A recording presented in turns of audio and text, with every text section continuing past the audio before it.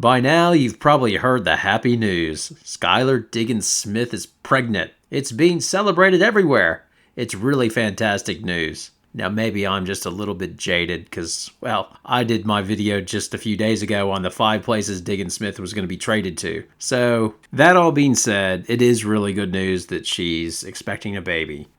But in reading stuff about this, I haven't seen anybody willing to address the elephant in the room. Maybe I'm the only one stupid enough to do that. God knows I'm going to get a hell of a lot of hate comments on this video. But is having a baby a way for Diggins Smith to get out of playing for a team she probably doesn't want to play for? Again, scandalous comments by me, I understand. But let me lay out the case for this. As you're likely aware, Diggins Smith did not have the happiest season in 2022. First was the blow up with Taurasi on the sideline, followed by missing the next few games due to illness. Some fans speculated that this was just Diggins Smith being sick of DT, which is understandable after her retweet of Tim Brown's tweet, "Be careful what you tolerate. You're teaching people how to treat you." Now, Diggins Smith can give LeBron a run for passive-aggressive, cryptic tweets. But her next tweet was not as cryptic as she threw out the clown emoji after Nygaard irritated her when she went on her rant about it couldn't be an all-star game if Taurasi wasn't involved. Then her last incident was the meltdown versus New York, where an obviously frustrated Diggins Smith begged to be taken out of the game, yelling to the bench, "Please take me out." Diggins Smith did not play in the 2 games before she left the team. The Mercury reported that she was not with the team due to a non-COVID-19 illness before she missed Phoenix's win over the Dallas Wings on the 6th of August. And then they went on to say that she wasn't with the team due to personal reasons on the 10th of August. A day later, the Mercury announced that she was leaving the team and suspended her contract retroactively from the 10th of August. Now, were these personal reasons due to her being pregnant? Nobody knows for sure. After the season ended, general manager Jim Pittman indicated that Diggins Smith would be back in 2023, saying, "Sky's under contract for next year." He then went on to say, "She's obviously not with us for personal reasons that I really can't talk about, but she's under contract." So what do you think? Do you think she was pregnant in August and left for that reason? And do you think the team was aware at that time that she was pregnant? I guess it'll probably come out at some point, you would imagine as well.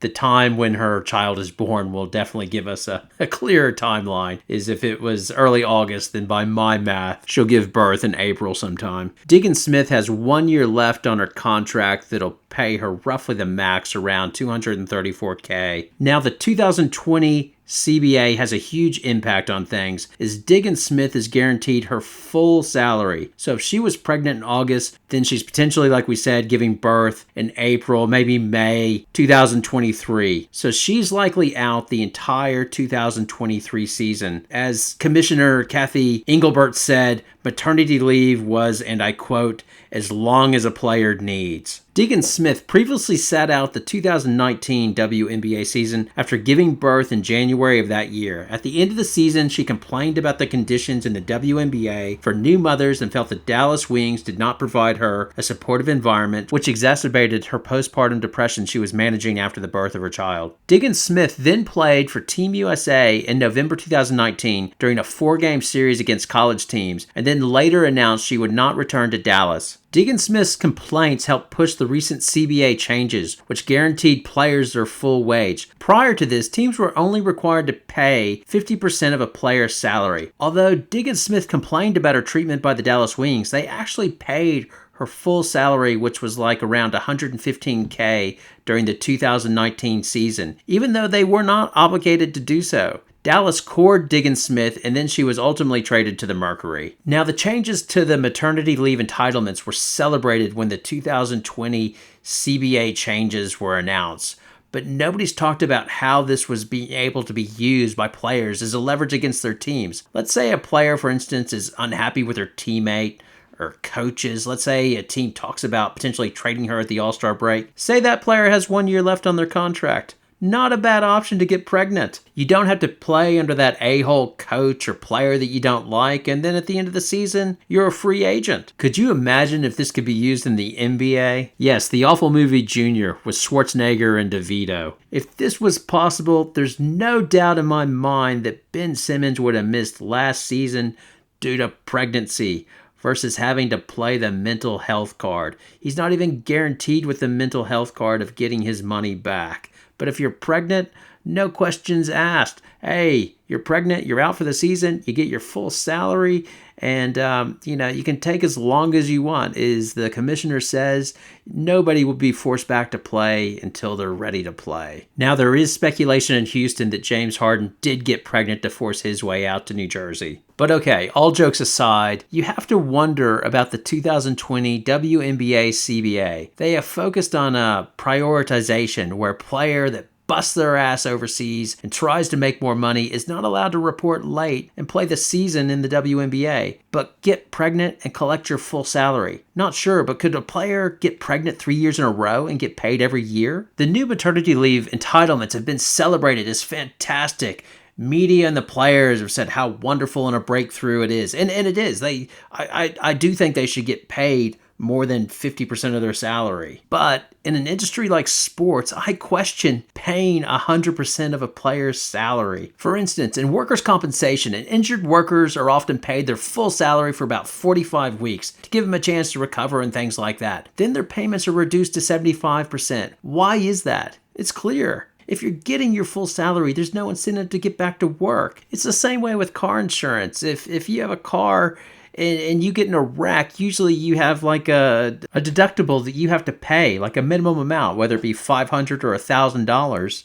And that's because the insurance company wants to make it uncomfortable for you so you don't go smashing your car. You have to have some sort of disincentive. And it should be the same way with the WNBA. They should get maternity leave, but I don't think it should be the full coverage of their wage because...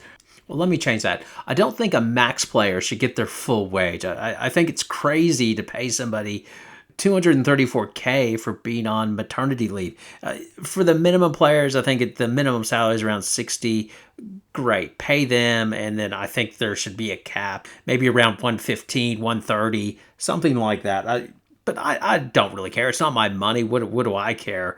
But I think it's a crazy deal that the owners did. And again, I'm surprised that our focus is making sure that players are back for regular season games. I mean, all but 4 teams make the playoffs.